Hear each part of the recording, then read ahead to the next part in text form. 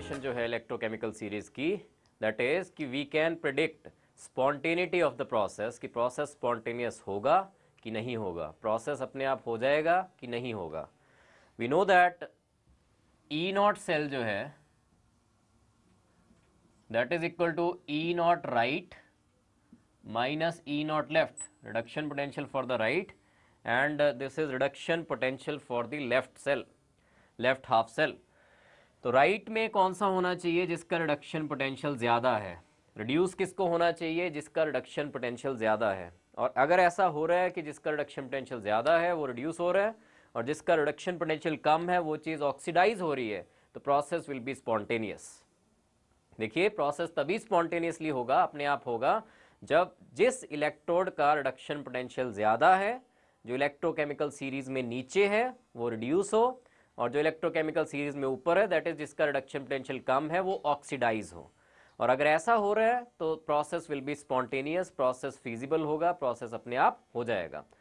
That means जिसका reduction potential ज़्यादा है वो होना चाहिए रिड्यूस, और जिसका रिडक्शन पोटेंशियल कम है वो होना चाहिए ऑक्सीडाइज। अब अगर स्पॉन्टेनियस होना है प्रोसेस को तो x should be greater than y। जो रिडक्शन पोटेंशियल राइट का है that should be x should be greater than y, जो रिडक्शन पोटेंशियल लेफ्ट का है। और अगर x is greater than y तो what can you say about E not cell, E not cell जो होगा that should be greater than 0। तो all the processes जो इलेक्ट्रोकेमिकल सेल में अगर ऐसा हो रहा है कि ई नॉट सेल जो है दैट इज ग्रेटर देन 0, तो process will be feasible, it will be a spontaneous process. Next application, third application जो है इलेक्ट्रोकेमिकल सीरीज की, वो ये है कि हम ये प्रेडिक्ट कर सकते हैं कि कौन से मेटल्स हैं जो डाइल्यूट HCl या डाइल्यूट H2SO4 में से हाइड्रोजन को डिस्प्लेस कर देंगे। So third application is we can predict that which metals can displace hydrogen gas from dilute HCl and dilute H2SO4. For example, this is the third application, zinc solid, zinc rod को अगर आप H2SO4 में या dilute HCl में डालें तो क्या ये रिएक्शन हो जाएगा ZnSO4 प्लस हाइड्रोजन गैस। तो ये प्रिडिक्ट किया जा सकता है फ्रॉम द इलेक्ट्रोकेमिकल सीरीज। इसमें देखिए जिंक का ऑक्सीडेशन नंबर क्या है, this is 0, because oxidation number क्या होता है, जो प्योर एलिमेंट्स हैं, प्योर एलिमेंट्री सब्सटेंसेस हैं, उनका oxidation number is taken as 0। यहां पे हाइड्रोजन की ऑक्सीडेशन स्टेट क्या है +1, और वहां पे जाके हाइड्रोजन प्योर एलिमेंट्री सब्सटेंस है तो इसकी ऑक्सीडेशन नंबर इज 0। 0 से जिंक यहां पे किस स्टेट पे जा रहा है, देखिए दिस इज +2। तो this is loss of electron. Zinc Zn2 positive कब बना होगा, जब इसने 2 इलेक्ट्रॉन लूज किए होंगे। वैसे भी आपने याद रखना है जब इंक्रीज हो ऑक्सीडेशन नंबर में, increase in oxidation number is oxidation, decrease in oxidation number is reduction. तो यहां पे इट इज ऑक्सीडेशन और +1 से 0 पे जा रहा है हाइड्रोजन, दिस इज रिडक्शन।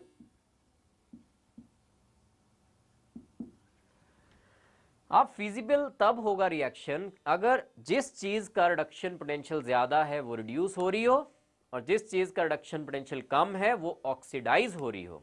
अगर ऐसा हो तो प्रोसेस जो है फिजिबल होगा, प्रोसेस स्पॉन्टेनियस होगा और ये चीज हो जाएगी जो जिस रिएक्शन की बात कर रहा हूं मैं। जिंक गया, जिंक हो रहा है यहाँ पे ऑक्सीडाइज, हाइड्रोजन हो रही है यहाँ पे रिड्यूस। और जो इलेक्ट्रोकेमिकल सीरीज मैंने बताई है उसमें हाइड्रोजन नीचे आता है, जिंक ऊपर आता है। जिंक ऊपर आता है इसका मतलब क्या हुआ कि जिंक का ऑक्सीडेशन, जिंक का रिडक्शन पोटेंशियल जो है वो हाइड्रोजन से कम है। जिंक का रिडक्शन पोटेंशियल कम होने का मतलब ये है कि जिंक को होना चाहिए ऑक्सीडाइज और हाइड्रोजन को होना चाहिए रिड्यूस, बिकॉज हाइड्रोजन का रिडक्शन पोटेंशियल जिंक से ज्यादा है। और यही यहां पे हो रहा है, hydrogen is getting reduced and zinc is getting oxidised. तो दैट मीन्स रिडक्शन पोटेंशियल जिसका ज्यादा है वो रिड्यूस हो रहा है, जिसका रिडक्शन पोटेंशियल कम है वो ऑक्सीडाइज हो रहा है। तो ये प्रोसेस फीजिबल है, ये अपने आप हो जाएगा। दैट मीन्स हाइड्रोजन डिस्प्लेस हो जाएगी। Zinc can displace hydrogen from aqueous dilute H2SO4 या डाइल्यूट HCl। तो कौन से मेटल्स डिस्प्लेस कर सकते हैं हाइड्रोजन फ्रॉम H2SO4? जो इलेक्ट्रोकेमिकल सीरीज में हाइड्रोजन से ऊपर आते हैं, दैट मीन जिनका रिडक्शन पोटेंशियल हाइड्रोजन से कम है, वो वाले मेटल्स डिस्प्लेस कर पाएंगे हाइड्रोजन को from dilute HCl and dilute H2SO4। या फिर ऐसा कह सकते हैं वो वाले मेटल जिनकी एक्टिविटी ज्यादा है from as compare to hydrogen, जिनकी एक्टिविटी ज्यादा है, एक्टिव कौन से होंगे, जो इजीली ऑक्सीडाइज हो जाएंगे तो जिनकी एक्टिविटी ज्यादा है एज कंपेयर टू हाइड्रोजन, वो वाले मेटल्स हाइड्रोजन डिस्प्लेस कर सकते हैं from dilute H2SO4 and dilute HCl. So these were the applications of electrochemical series. Next topic which we have to cover is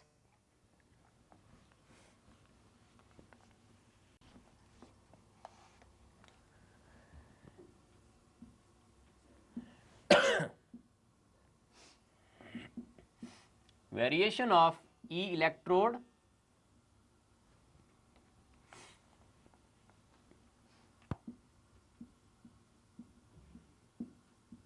and E cell with concentration and temperature. और जो equation ये चीज बताती है कि E cell and E electrode concentration और temperature के साथ कैसे वेरी करेगा, that is called Nernst equation, and this is very important equation.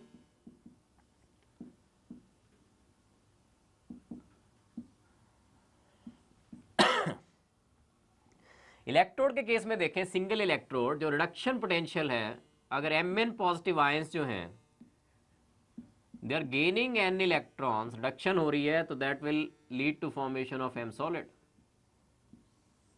ये बन जाएगा. इसके लिए जो E इलेक्ट्रोड है,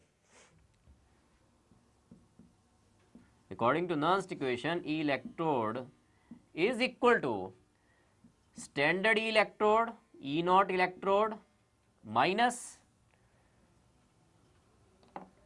RT by NF natural log of the products, that is M solid, divided by concentration of the reactants Mn positive.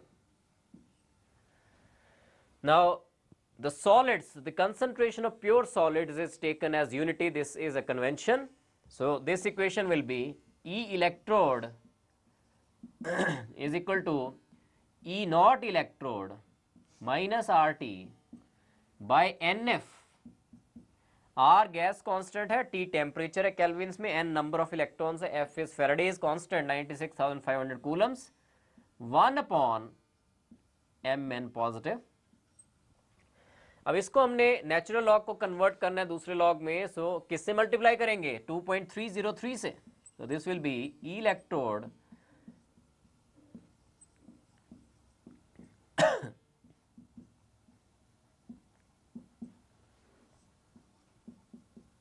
log to the base 10 upon 1 upon Mn positive concentration.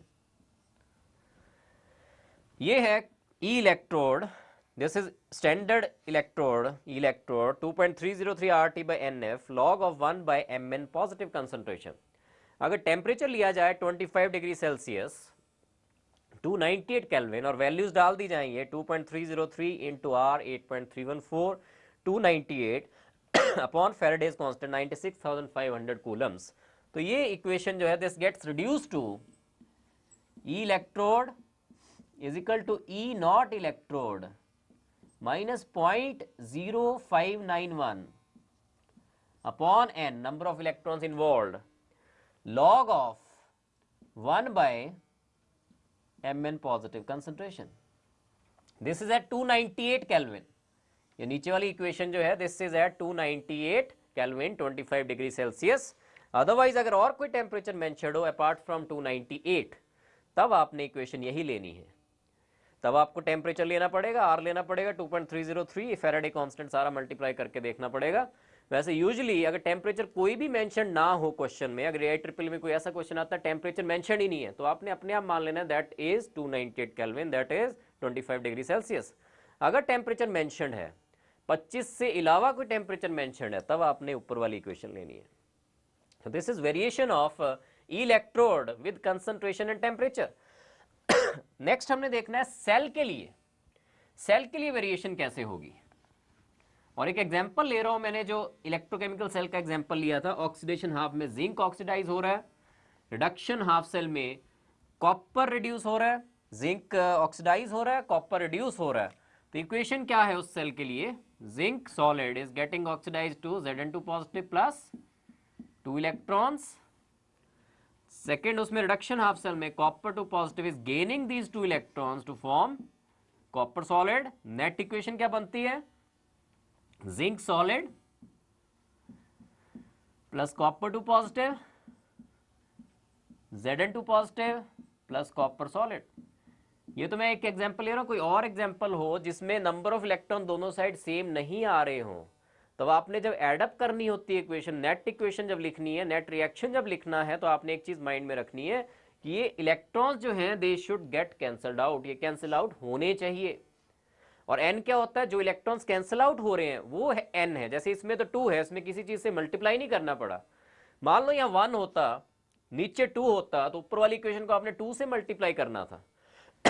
मान लीजिए ऊपर 2 है, नीचे 3 है, तो ऊपर वाली को 3 से मल्टीप्लाई करना पड़ना था, नीचे वाले को 2 से मल्टीप्लाई करना पड़ना था, और n उसमें 6 होना था। बट यहां पे ये इक्वेशन आ रही है, और इसके लिए जो E सेल है that is equal to E naught cell according to Nernst equation, E cell is equal to E naught cell minus RT by NF log of products की कंसंट्रेशन। अब सॉलिड को नहीं लेंगे, प्योर सॉलिड यूनिटी लेते हैं concentration, so log of Zn2 positive concentration, जो चीज oxidise हो रही है उसकी कंसंट्रेशन ऊपर, जो चीज रिड्यूस हो रही है उसकी कंसंट्रेशन नीचे।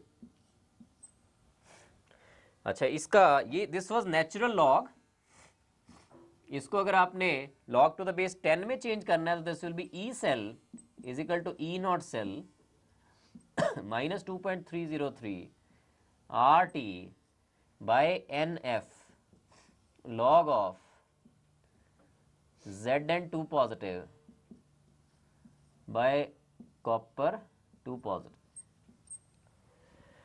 ये था टेम्परेचर अदर देन 298। अगर 298 पे वैल्यूज डाल दें तो this equation gets reduce to at 298 kelvin E cell is equal to E not cell minus 0.0591 upon n log of जो चीज ऑक्सीडाइज हो रही है Zn2 पॉजिटिव उसकी कंसंट्रेशन ऊपर, जो रिड्यूस हो रही है उसकी कंसंट्रेशन नीचे। So this is variation of EMF of the cell with concentration and temperature. Now we will come to another topic, that is calculation of equilibrium constant. Next topic is calculation of equilibrium constant Kc from Nernst equation.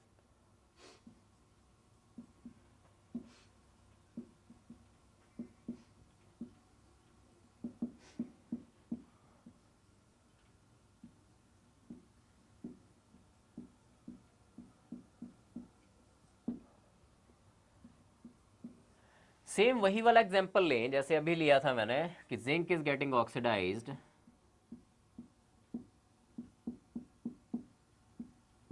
and copper is getting reduced. Net equation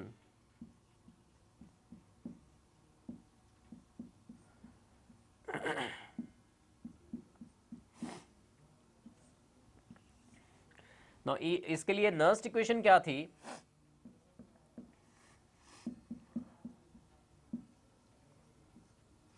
पच्चीस पे ले लें direct, अगर 0.0591 upon n log of products की concentrations upon reactants की concentration.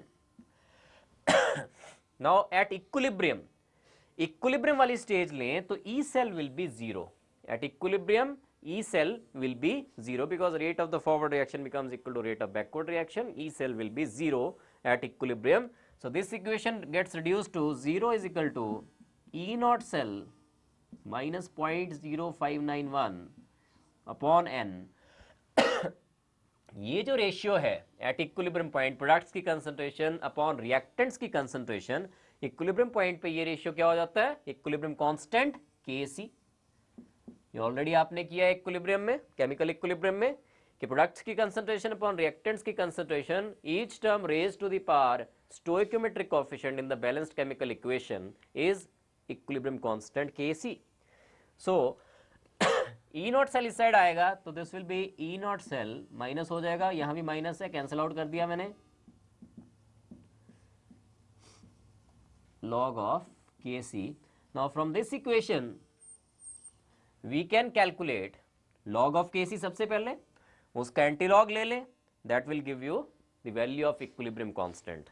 so this is this equation you have to remember that E naught cell, which is equal to E naught right minus E naught left, is equal to 0.0591 upon n log of Kc, and Kc is the equilibrium constant। next topic is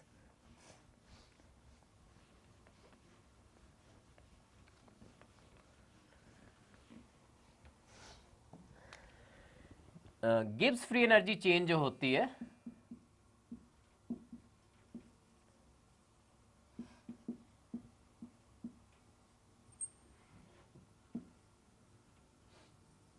Gibbs free energy change and equilibrium constant का क्या relation है।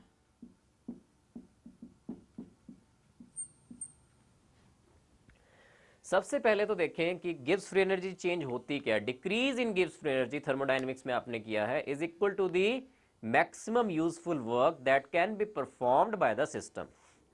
तो Gibbs free energy क्या है, it is the energy available with the system which can be converted into the useful work, maximum useful work। अब आप इसमें देखिए इलेक्ट्रोकेमिकल सेल में यूजफुल वर्क कौन सा हो रहा है, electrical work done. Electrical work done जो होता है, इलेक्ट्रिकल वर्क जो होता है वो क्या चीज है, इलेक्ट्रिकल वर्क जो है that is equal to electrical energy जो फ्लो कर रही है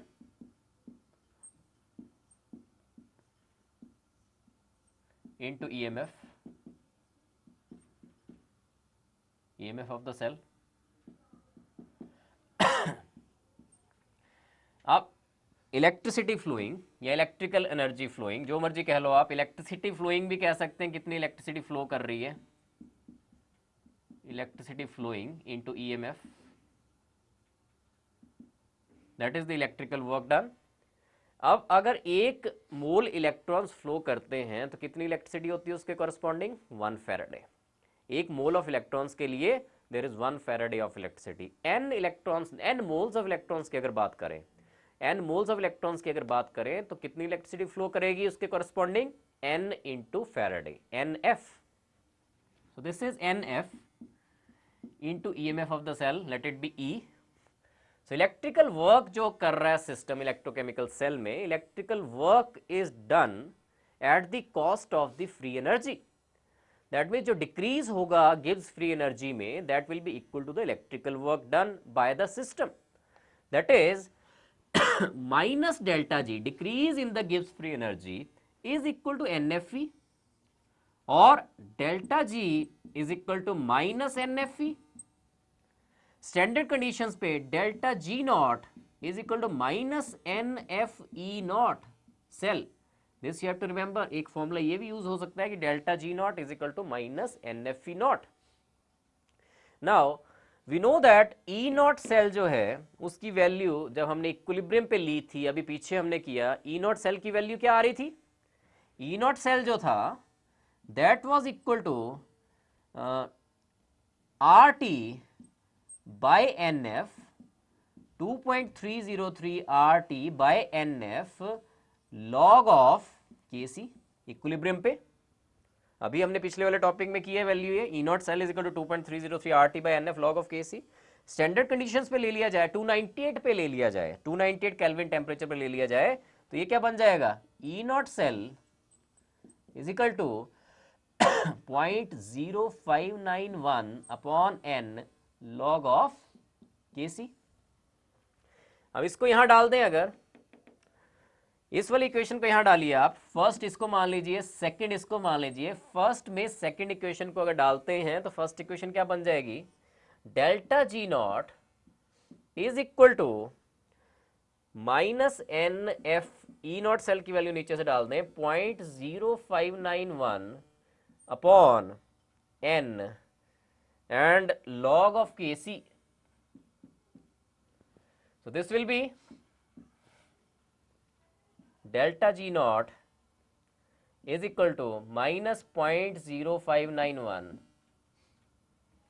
minus 0.0591 f log of kc. देखो फिर से देखते हैं, delta G not is equal to minus N F E not, E not cell is equal to 2.303 R T by N F log of K C, और this will become equal to E not cell is equal to 0.0591 upon N log of K C. E not cell की जगह यहाँ पे ये value डाल दी, delta G not is equal to minus N F 0.0591 upon N log of K C. और otherwise इसी equation को यहाँ डाल दिया जाए, अगर इस वाली इक्वेशन को यहां डाल के देखिए क्या बन जाएगा, डेल्टा जी, एक तो ये आप रख सकते हो याद, एक सेकंड आप याद रख सकते हो, delta G not is equal to minus N F, E not की ये वाली वैल्यू डालिए आप 2.303 R T by n F log of K C. So this will be NF cancels out, और delta G not is equal to minus 2.303 RT log of KC, और ये equation भी काफी यूज होनी है, delta G not is equal to minus 2.303 RT log of KC। देखिए this was relationship between Gibbs free energy change delta G naught and the equilibrium constant, and this delta G naught minus delta G naught जो होता है, that is actually maximum work performed by the system, work maximum which can be performed by the electrochemical cell, minus delta G naught, and that will be equal to 2.303 RT log of Kc। फिर से देखिए minus delta G जो है that is equal to NF into E, delta G is equal to minus NF, delta G naught standard conditions पे is equal to minus NF E naught, E naught cell जो है that is equal to 2.303 RT by NF log of Kc।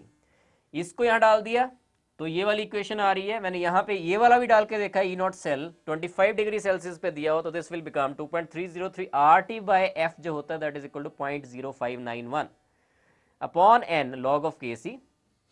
तो ये equation बन रही है minus N F, E not cell की value 0.0591 upon N log of K C, और it is equal to minus 0.0591 F log of K C. Otherwise ये नीचे वाली इक्वेशन है, ये ज्यादा यूज होती है कि इस वाली इक्वेशन को मैंने ई नॉट सेल वाली वैल्यू को ऊपर डाला, delta G not is equal to minus N F, E not की value 2.303 R T by N F log of K C, N F cancels out, we are left only with delta G not is equal to minus 2.303 R T log of K C. तो यहाँ पे delta G not और के सी में relation है, अगर delta G not दिया है तो you can calculate the equilibrium constant directly from this equation. Now we will come to some numericals based on these electrochemical series वगैरह जो हमने किया, या नर्स्ट इक्वेशन जो हमने किया उसके बेस पे न्यूमेरिकल्स करेंगे पहले, and after that will come to assignments. So first numerical जो है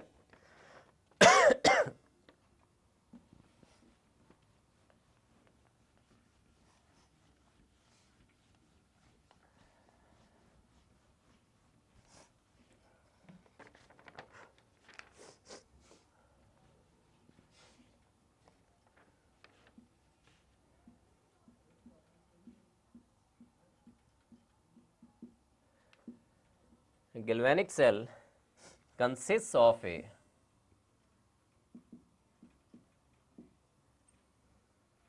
metallic zinc plate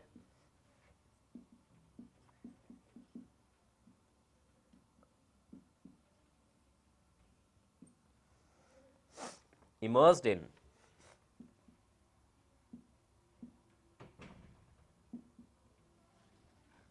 .1 molar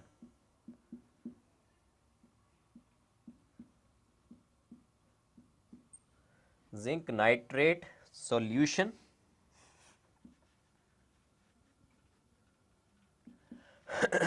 and metallic plate of lead.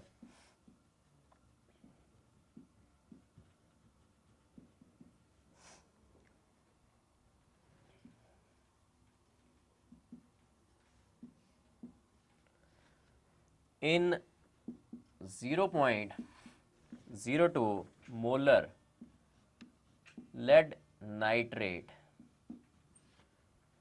solution.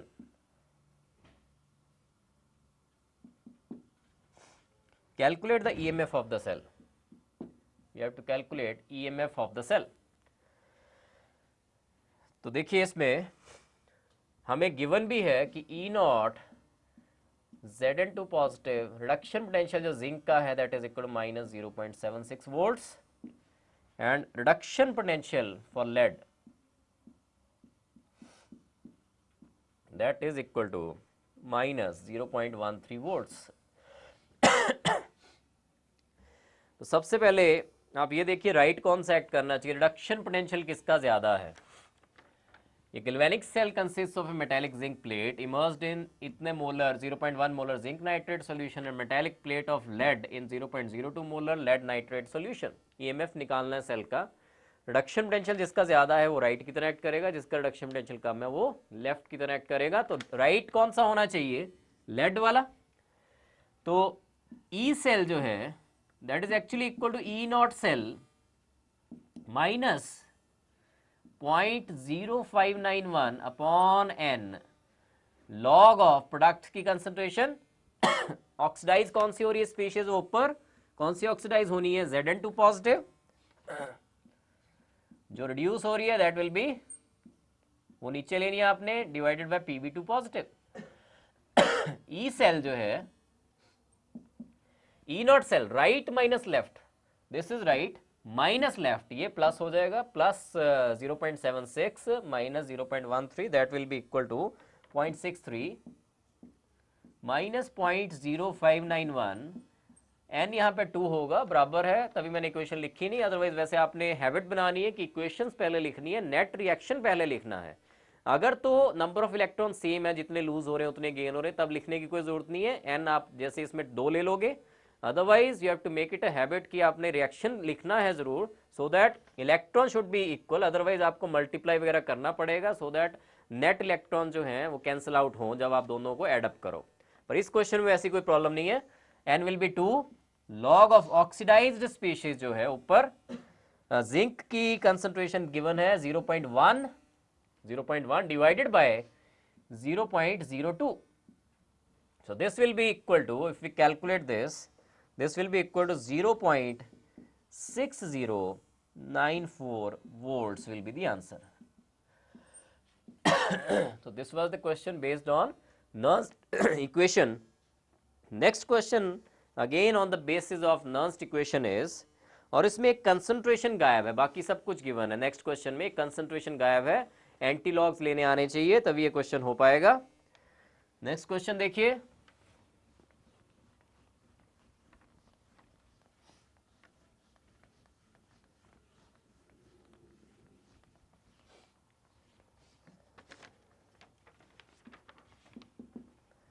the EMF of the following cell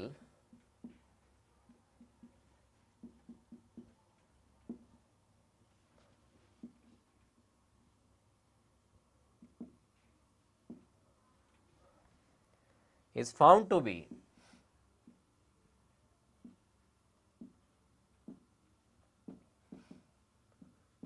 0.20 volts at 298 Kelvin.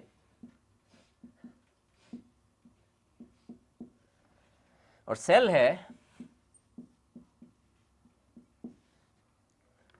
this is unknown, this has to be calculated, cadmium की concentration and nickel 2 positive, this is given, इसकी concentration है 2 molar oblique nickel. What is the molar concentration of Cd2 positive ions in the solution? इनकी concentration calculate करनी है, this is the second type of numerical। देखिए equation क्या है, E cell is equal to E naught cell minus 298 पे बात हो रही है 0.0591, n क्या है यहाँ पे 2 लॉग ऑफ प्रोडक्ट्स की कंसंट्रेशन या फिर जो ऑक्सीडाइज हो रही है स्पीशीज उसकी कंसंट्रेशन, दैट मींस जो अननोन है कैडमियम 2 पॉजिटिव की कंसंट्रेशन अपॉन निकल 2 पॉजिटिव की कंसंट्रेशन। ई नॉट सेल कैसे निकलेगा, E naught cell will be equal to E naught right minus E naught left. So ये वैल्यूज भी गिवन है. E naught जो है कैडमियम का रिडक्शन पोटेंशियल जो है कैडमियम का दैट इज माइनस 0.40 वोल्ट्स और निकल का जो है reduction potential that is minus 0.25 volts. तो राइट कौन सा एक्ट कर रहा है यहाँ पे? निकल, दैट इज माइनस 0.25 और माइनस कर देना आपने माइनस 0.40, दैट मीन्स प्लस हो जाएगा plus 0.40 minus 0.25 this that will be 0.15. तो ये तो इजीली निकल सकता है. आपको ये गिवन होंगे रिडक्शन पोटेंशियल निकल का गिवन होगा, इसका गिवन होगा, जो राइट है उसका रिडक्शन पोटेंशियल माइनस लेफ्ट वो करें अगर जो वैल्यूज हैं इसमें that will be 0.15. Values are given 0.15 आ रहा है E not cell that is equal minus 0.0591 upon two log of cadmium two positive की कंसंट्रेशन आपने निकालनी है. निकल टू पॉजिटिव की कंसंट्रेशन गिवन है यहाँ पे 2 मोलर. अब इस क्वेश्चन में ई भी गिवन है, देखिए आपको 0.20. सबसे पहले आपने क्या करना है कि इसकी वैल्यू निकालनी है, पूरी इसका log of cadmium two positive upon 2 की वैल्यू निकालनी है. दैट मीन्स इसको यहां ले जाना पड़ेगा, फिर ये क्रॉस करना पड़ेगा, नीचे को लाना पड़ेगा और इसकी वैल्यू जो आ रही है log of cadmium two positive upon 2 this is equal to minus 1.6920 minus 1.6920. अब ऐसे क्वेश्चंस में अब ये एंटीलॉग नहीं ले सकते आप, एब्सिसा और मेंटिसा दोनों इसमें नेगेटिव हैं. इसका मतलब क्या होता है? It means that this is equal to -1 and minus 0.6920. ये पोर्शन जो होता है अगले वाला, इसको पॉजिटिव ले करवाना है आपने, तभी आप एंटीलॉग ले सकते हो. पॉजिटिव कैसे कराओगे? +1 -1 करवाना पड़ेगा और दिस विल बी 1 माइनस ये करना है आपने, ये प्लस में आ जाएगी क्वांटिटी, तो 1 में से माइनस कीजिए इसको 0.6920 को. दिस इज 0.3180 और -1 और -1 क्या बन गया? -2 और ये प्लस में आ गया 0.3180. इसको कैसे लिखेंगे आप? दिस इज इक्वल टू 2 बार 0.3180. ये किसकी वैल्यू आ रही है? Log of cadmium two positive upon 2 की वैल्यू आ रही है. अब आपने अगले पार्ट में क्या करना है क्वेश्चन में? एंटीलॉग ले लेना है.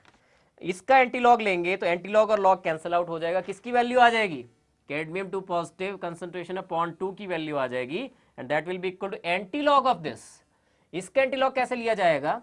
एंटीलॉग टेबल में 0.31 देखना है आपने, अंडर 8 देखना है और 0 का डिफरेंस 0 ही होगा. 0.31 अंडर 8 देखना है, जो भी आएगा उसको लिख देना है आपने.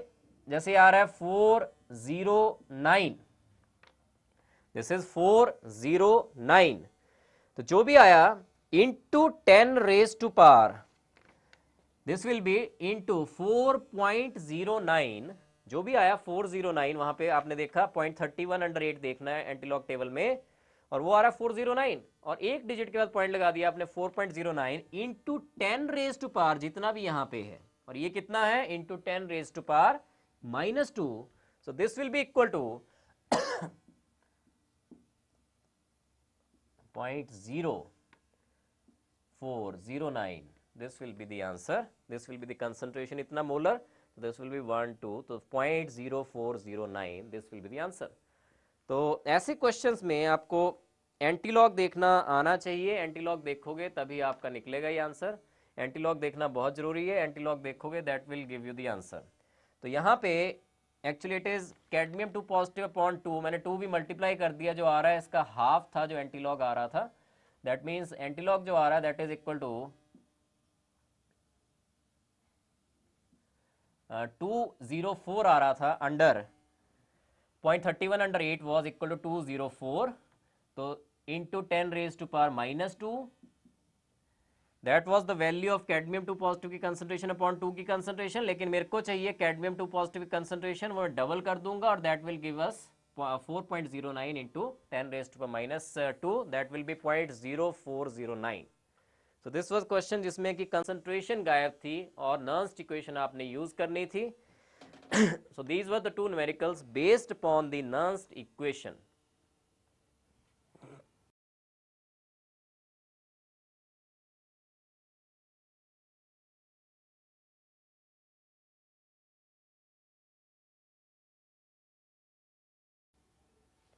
Next we will do the assignments. First question देखिए असाइनमेंट्स में, which of the following is correct for the solution of C2H5COOH upon dilution regarding current carrying species.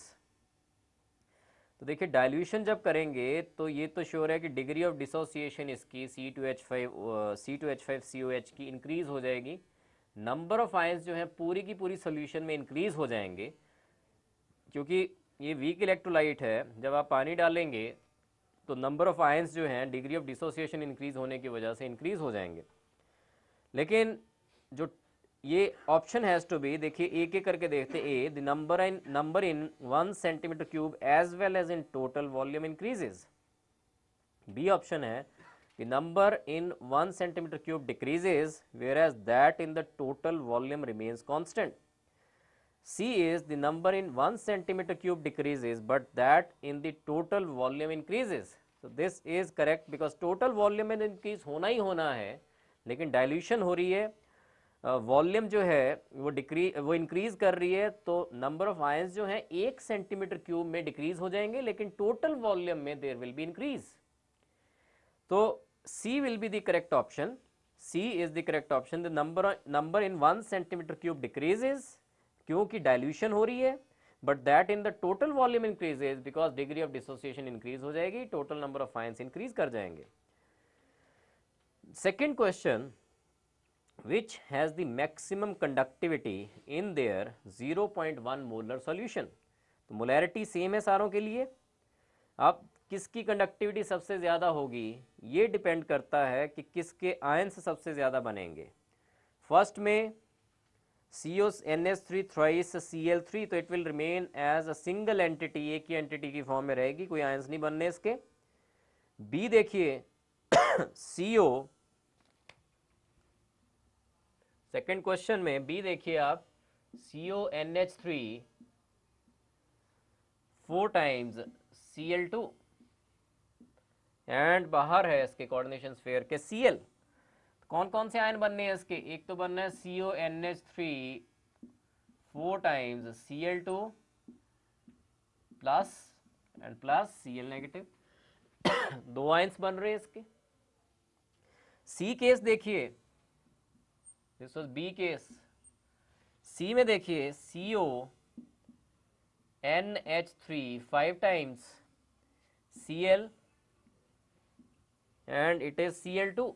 कितना केटाइन पे कौन सा चार्ज होगा, ये पूरा केटाइन की तरह एक्ट करेगा, कितना चार्ज होना चाहिए उस पर, CONH3 5 times Cl 2 positive and 2 Cl negative. कितने आयंस बने, 1 और 2, ये 3। वैसे आप बाकी ऑप्शंस देखें, अगर इसमें डी ऑप्शन में CONH3 6, डी ऑप्शन देखिए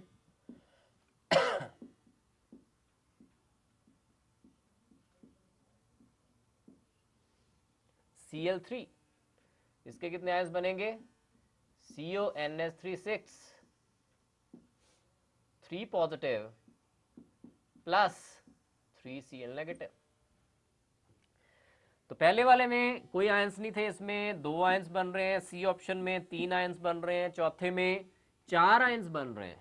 तो जिसमें आयंस ज़्यादा बन रहे हैं उसकी कंडक्टिविटी जो है वो मैक्सिमम होगी, because conductivity depends upon the number of ions being formed on dilution या सॉल्यूशन में। तो डी में क्योंकि सबसे ज़्यादा आयंस बन रहे हैं तो इसकी मोलर कंडक्टिविटी मैक्सिमम होगी। सो सेकेंड का D is the correct option. Next come to third question, the relationship lambda m is equal to lambda m infinity, 0 means at infinite dilution, minus b under root c will not hold good for the electrolyte। तो ये ऑनसागर equation, डिबाय-हक्केल ऑनसागर equation मैंने बताया था आपको, it is valid, applicable only in case of strong electrolytes. It is applicable only in case of strong electrolytes.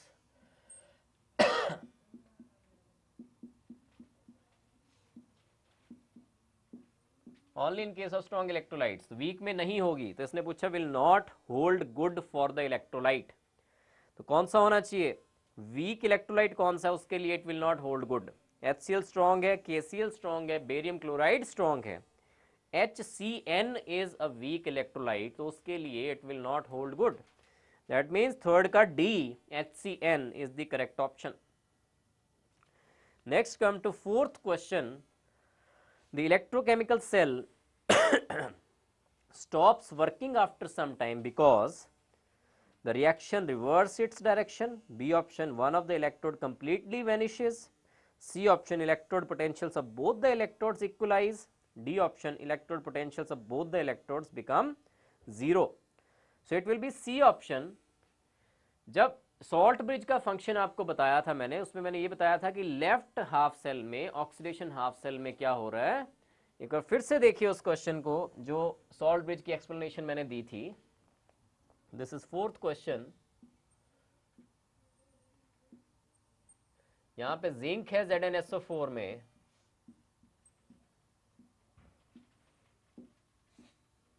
और वहां पे copper है कॉपर सल्फेट में.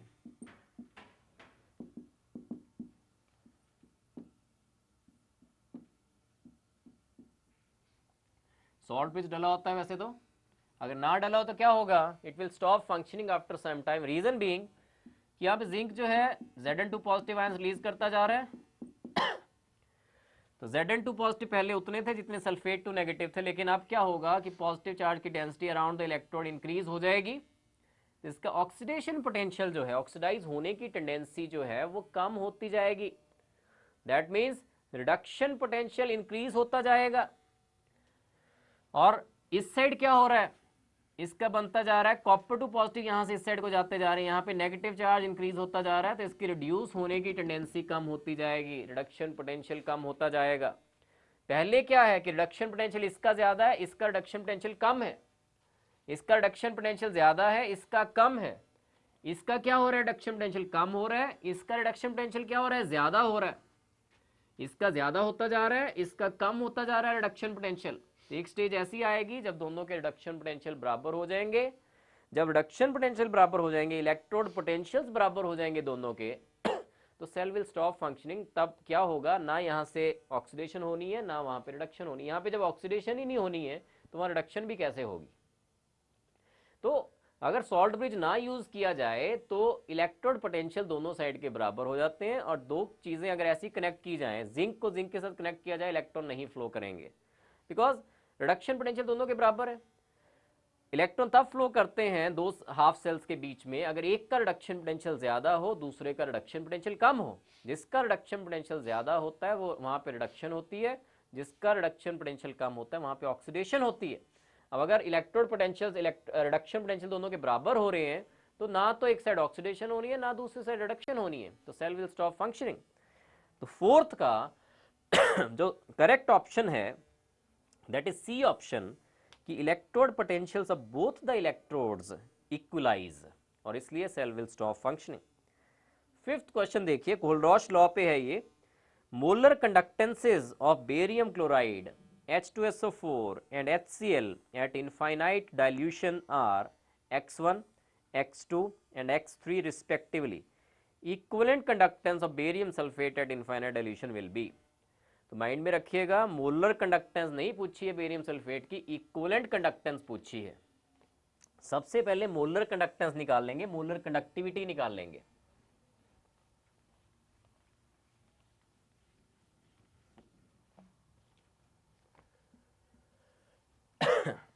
तो मोलर कंडक्टेंस बेरियम क्लोराइड की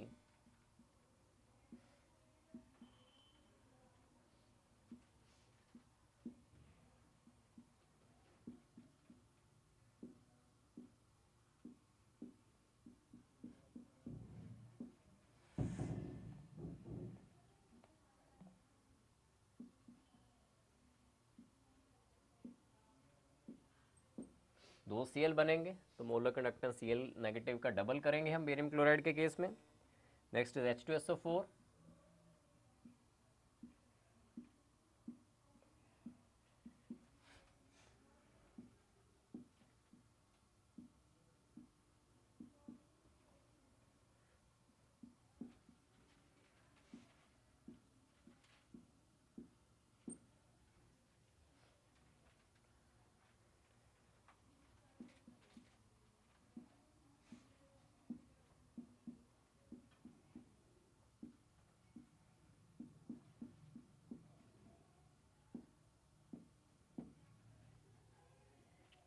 चाहिए किसका, बेरियम सल्फेट का। बेरियम सल्फेट कैसे आना है, हमें ये चाहिए और ये चाहिए, इन दोनों को ऐडअप कर दें, फर्स्ट प्लस सेकेंड कर दें, थर्ड को क्या कराना पड़ेगा, सब्ट्रैक्ट कराना पड़ेगा, लेकिन -2 into equation 3, that has to be 1 + 2 -2 into equation 3। That means first का क्या दिया हुआ है, मोलर कंडक्टेंस जो है for barium sulphate, that will be equal to molar conductance for barium 2 positive plus molar conductance for SO4 2 negative. और ये आएगा कैसे, this will be equation 1 plus equation 2 -2 into equation 3। This will B, इसकी value क्या दी है equation 1 की, molar conductance का मतलब क्या है, बेरियम क्लोराइड की value, that is x1 plus x2 -2 into x3। तो ये मोलर कंडक्टिविटी आई है बेरियम सल्फेट की। अब जल्दी से ये वाला आंसर नहीं दे देना, जल्दी से कई स्टूडेंट्स क्या करते हैं, x1 + x2 - 2 x3 that is B answer दे देते हैं, पर B will not be the answer. Reason being molar conductivity आई है, मोलर कंडक्टिविटी और इक्विवेलेंट कंडक्टिविटी में रिलेशन देखिए,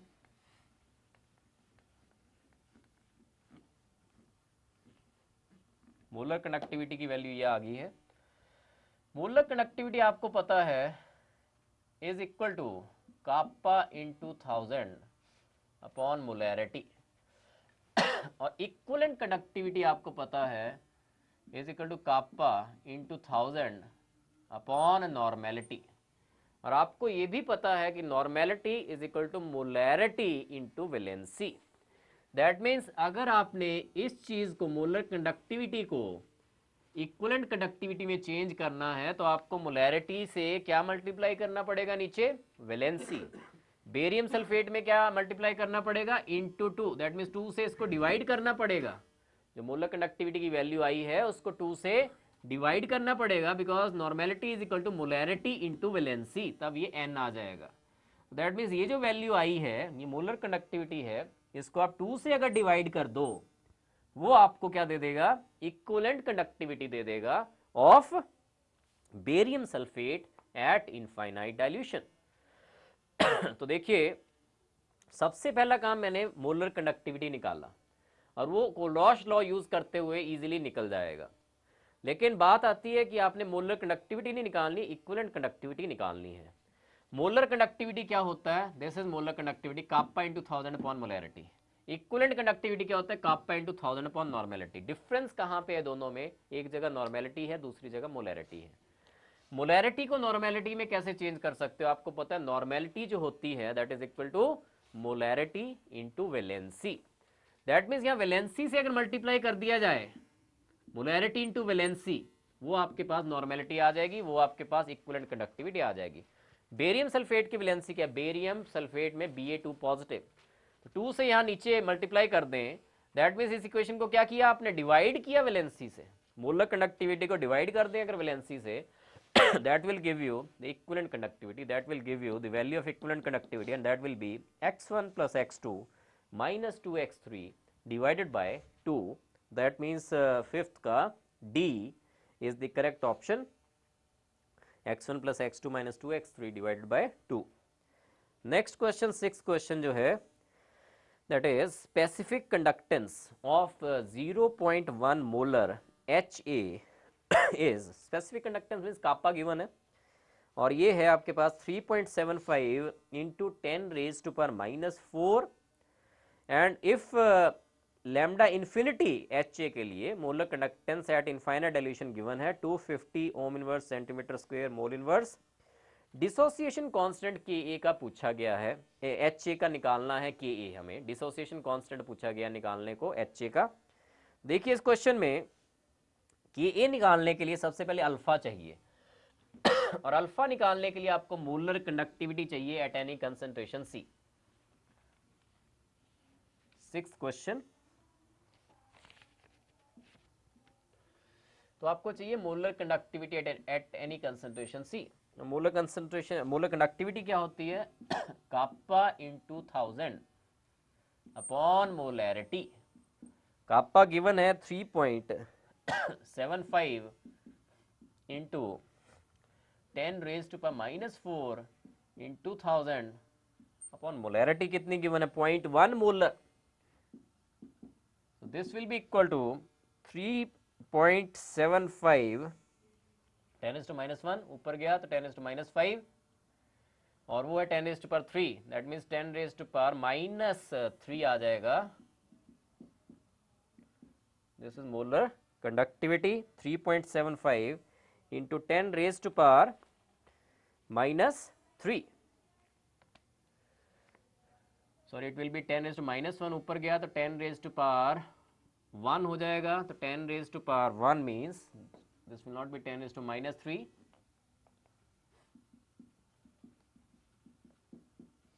-4 है, ये 10⁻3 है और ये ऊपर गया 10⁻⁻1 ऊपर गया 10⁻1 हो जाएगा, तो ये कैंसिल आउट हो रहे हैं। This is 3.75 only.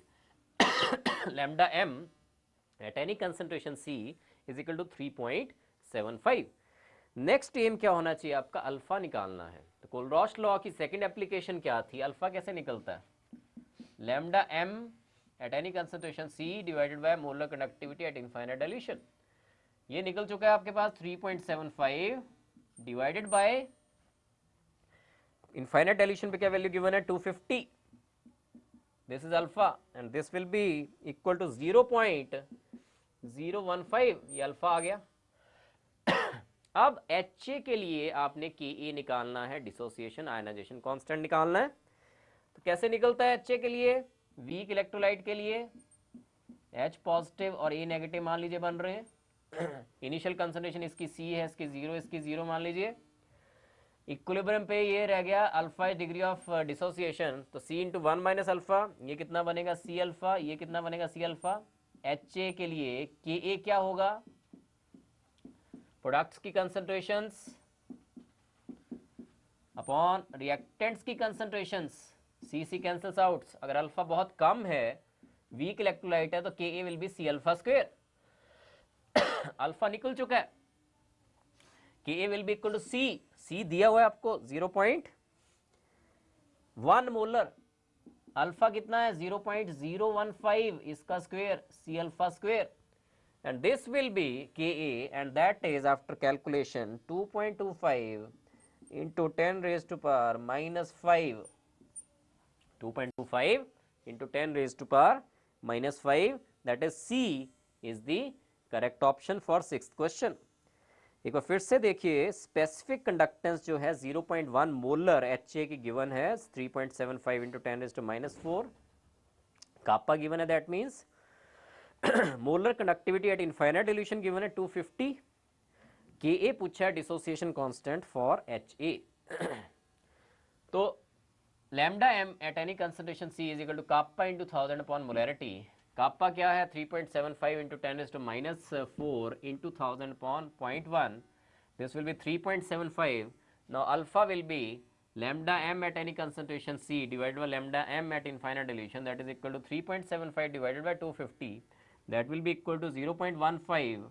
HA के लिए KA निकालना है, HA ऐसे आयनाइज होता है, इनिशियल कंसंट्रेशन अगर C है तो this will B 0, this will B 0, C alpha यहाँ से निकल रहा है तो C इंटू 1 माइनस अल्फा रह जाएगा इक्विलिब्रियम तक, ये C अल्फा होगा, ये C अल्फा होगा। Ionization constant KA will be products की कंसंट्रेशन अपॉन रिएक्टेंट्स की concentration, C cancels out, this is C alpha square only अगर alpha is very very small, तो 1 माइनस अल्फा को 1 ले सकते हो आप। अल्फा की वैल्यू 0.015, अल्फा बहुत कम है इसलिए यहाँ नीचे हमने नेग्लेक्ट कर दिया अल्फा को, तो कंसंट्रेशन गिवन है, अल्फा पता चल गया, उसका स्क्वायर लिया, दिस विल बी 2.25 इंटू 10⁻⁻5, तो 6 का C is the correct option. Next come to 7th question. A 1.0 molar with respect to each of the metal halides AX3, BX3, CX3 and DX2 is electrolyzed using platinum electrodes. If E naught reduction potential A के लिए given है, B के लिए given है, C के लिए given है, D के लिए given है, the correct sequence in which the various metals are deposited at the cathode is देखिए जिसका सबसे ज़्यादा रिडक्शन पोटेंशियल है ए का, वो सबसे पहले रिड्यूस होना चाहिए। डेपोजिशन कैसे होनी है? डेपोजिशन कब होगी? AX3 जो है किस फॉर्म में होगी सॉल्यूशन? वैसे केसेस में एक्वा सॉल्यूशन मान के चलना होता है आपने। पानी है मतलब पानी में डाली हुई है। तो this is 7th question. AX3 किस फॉर्म में होगा? A3 positive plus thrice X negative. Deposition किसकी होनी है? इसकी डेपोजिशन होने का मतलब है A3 पॉजिटिव 3 इलेक्ट्रॉन गेन करेगा और बनाता जाएगा A। क्या हुआ? ये इसका रिडक्शन हुई है, तभी डेपोजिशन हुई है। रिडक्शन किसकी सबसे पहले होगी? जिसका रिडक्शन पोटेंशियल सबसे ज्यादा है। सबसे ज्यादा किसका है? 1.50 वाला A। उसके बाद किसकी बारी आएगी? B की। उसके बाद किसकी बारी आएगी? C की। उसके बाद किसकी बारी आनी चाहिए? D की। नहीं, D will not gate reduced. क्यों? क्योंकि पानी में सोल्यूशन है। पानी में है तो उसमें आपने वाटर का रिडक्शन पोटेंशियल भी देखना है और H2O का जो रिडक्शन पोटेंशियल होता है that is equal to -0.83 volts, और D जो है उसका रिडक्शन पोटेंशियल कितना है? -2.37 वोल्ट्स। वाटर का रिडक्शन पोटेंशियल ज्यादा है एज कंपेयर टू D के रिडक्शन पोटेंशियल से। तो पहले किसकी बारी आएगी? वाटर की एज कंपेयर टू D। पहले बारी आनी है वाटर की एज कंपेयर टू D की। तो D ने हो ही नहीं पाना है डिपॉजिट। D ने डिपॉजिट हो ही नहीं पाना है क्योंकि वाटर उससे पहले रिड्यूस होता रहेगा और H2 गैस और हाइड्रोक्सिल आयंस बनाता जाएगा। D की बारी तब आनी थी जब वाटर ने पूरा निकल जाना है, और जब वाटर निकल गया तो सोल्यूशन नहीं रहेगी। इसका मतलब D ने डिपॉजिट होना नहीं है, डिपॉजिट होना ही नहीं है। तो इसमें आपने एटलीस्ट वाटर का रिडक्शन पोटेंशियल याद रखना है, that is equal to -0.83 volts. जो वाले मेटल्स, जो वाले इलेक्ट्रोड जिनका रिडक्शन पोटेंशियल -0.83 से कम है, ऐसे वाले केसेस में उनकी डेपोजिशन नहीं होगी। तो correct answer has to be A, B, C। तो this is C option. Next is 8th question. A lead storage battery containing 5.0 liters of H2SO4 solution is operated for 9.65 into 10 raised to power 5 seconds with a steady current of 100 milliamperes. Assuming volume of the solution remaining constant, normality of H2SO4 will। तो देखिए जो lead storage battery होती है actual में वो grids में बनी होती है। ग्रिड्स होते हैं बने लेड के। एनोड जो एक्ट करता है वो लेड होता है, स्पॉन्जी लेड, और दूसरी साइड वी है PbO2 जो कैथोड की तरह एक्ट करता है। कि एनोड और कैथोड में दोनों के ग्रिड्स होते हैं, दोनों को डाइल्यूट H2SO4 में इमर्स किया होता है इसमें लेड स्टोरेज बैटरी में। तो मैं थोड़े से रिएक्शंस बता दूं आपको लेड स्टोरेज बैटरी के। एनोड मैंने कहा किसका बना होता है? लेड का, और कैथोड बना होता है PbO2 का, और दोनों इमर्स होते हैं डाइल्यूट H2SO4 में। तो इसमें एनोड पे जो रिएक्शन होना है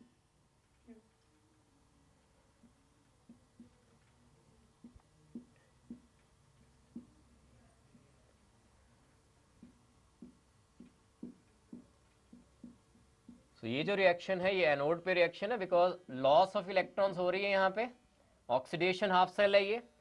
और दूसरी साइड रिडक्शन पे जहां पे कैथोड पे रिएक्शन होना है that is PbO2 plus SO4 negative plus 2 electrons plus 4H positive giving you PbSO4 plus twice H2O।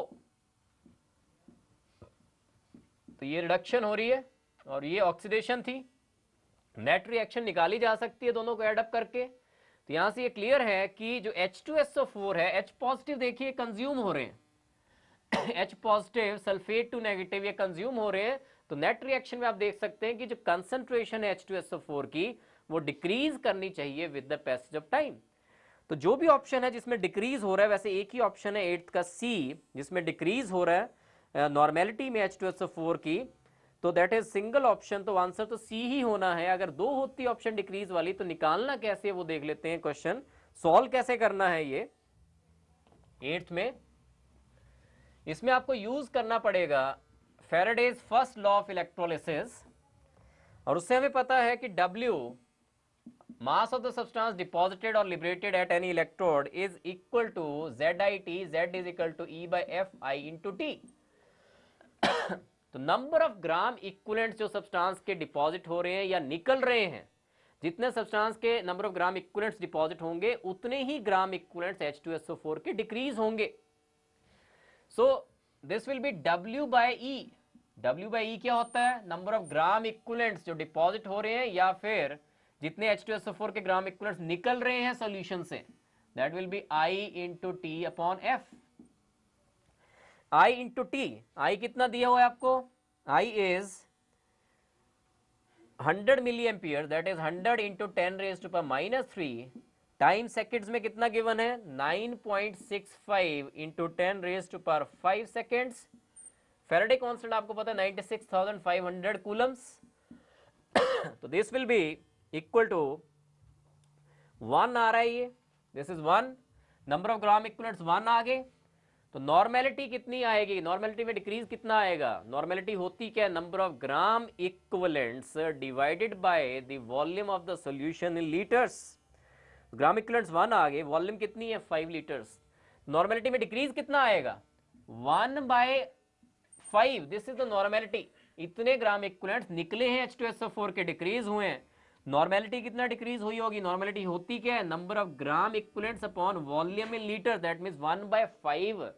Normality में 1/5 का डिक्रीज आना चाहिए, और 1/5 is equal to 0.20। So eighth का C will be the correct option, decrease by 0.20।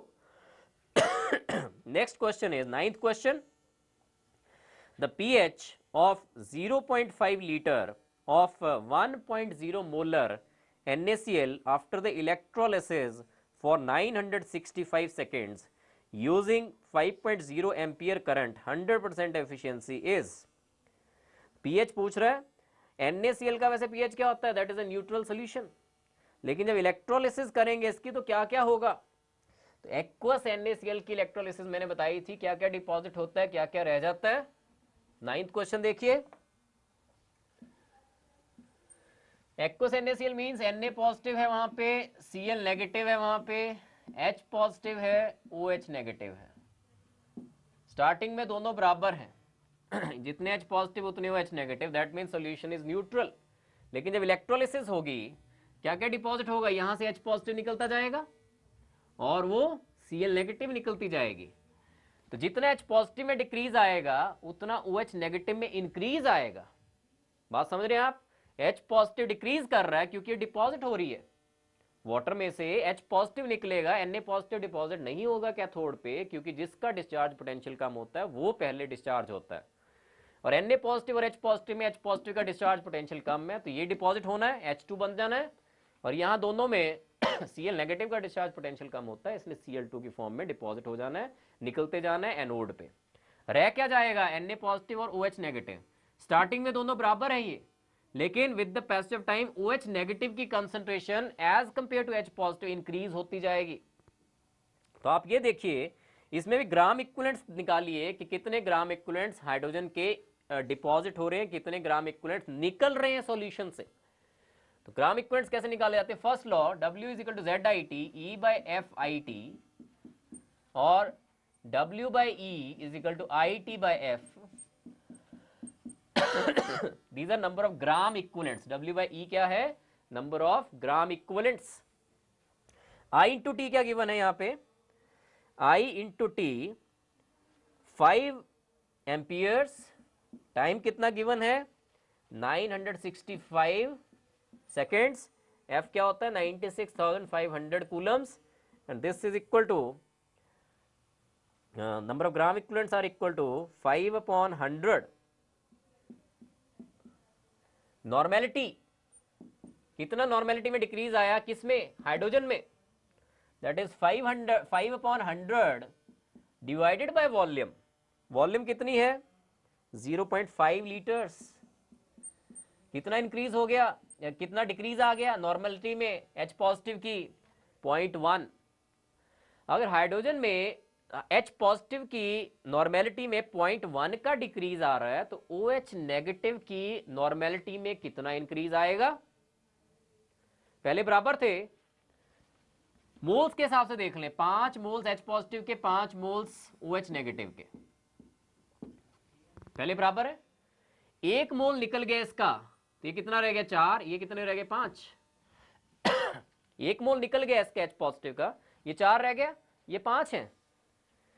इसके 4 को neutralise कर देंगे, इसके 4 को न्यूट्रलाइज कर देंगे, ये कितना रह रहा है, नेट कितना रह रहा है, ये 1 मोल। तो जितने मोल्स H पॉजिटिव के निकल रहे हैं उतने ही मोल्स OH नेगेटिव के इंक्रीज हो रहे हैं। जितनी नॉर्मेलिटी H पॉजिटिव की कम हो रही है उतनी ही नॉर्मेलिटी OH नेगेटिव की इंक्रीज हो जाएगी। तो OH नेगेटिव की नॉर्मेलिटी कितनी आ रही है, कितना इंक्रीज आ रहा है, जितने जितने टाइम के लिए इलेक्ट्रिसिटी पास करवाई गई उसमें कितना OH नेगेटिव में इंक्रीज आ जाएगा, 0.1 नॉर्मल का। लेकिन we are interested in molarity. Normality is equal to molarity into valency. Normality is equal to molarity into valency. यहाँ वैलेंसी क्या है 1। जितनी नॉर्मेलिटी उतनी ही मोलैरिटी। मोलैरिटी कितनी आ गई OH नेगेटिव की, 0.1।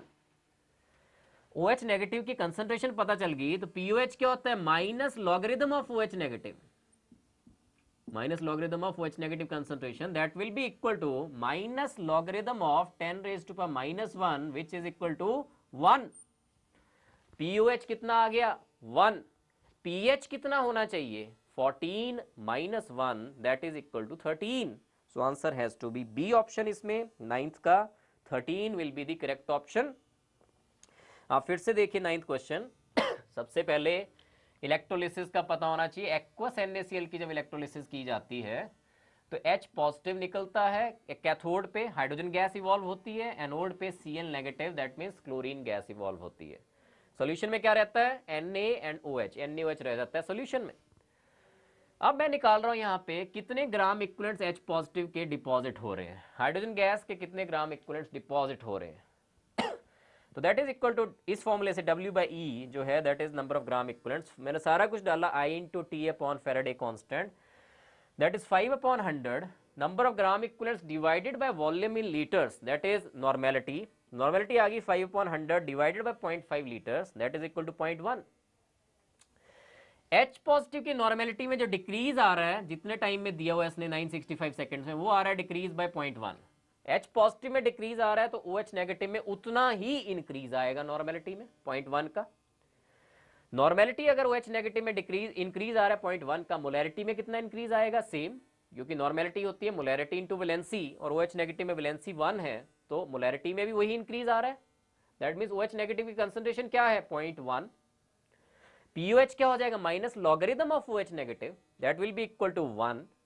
POH अगर 1 है तो pH क्या होगा, pH will be equal to 14 - 1 that is equal to 13। So 9th का 13 is the correct option. Interactions